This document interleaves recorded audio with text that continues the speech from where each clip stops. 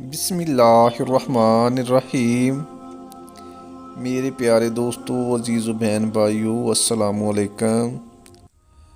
درود پاک پڑھیں، چلتے ہیں حدیث مبارک کی طرف۔ یہ حدیث مبارک بخاری شریف کی روایت ہے جو میں آپ لوگوں کے سامنے بیان کر رہا ہوں۔ حدیث مبارک کو آخر تک لازمی سنیے۔ حدیث مبارک کو سننا نہایت ثواب کا کام ہے۔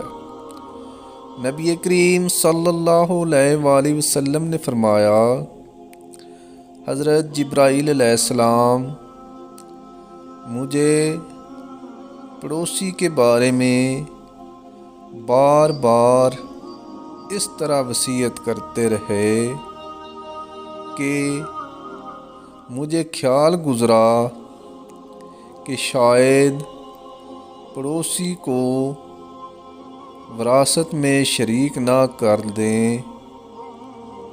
میرے پیارے دوستو، اگر آپ اس طرح کی مزید ویڈیو دیکھنا پسند کرتے ہیں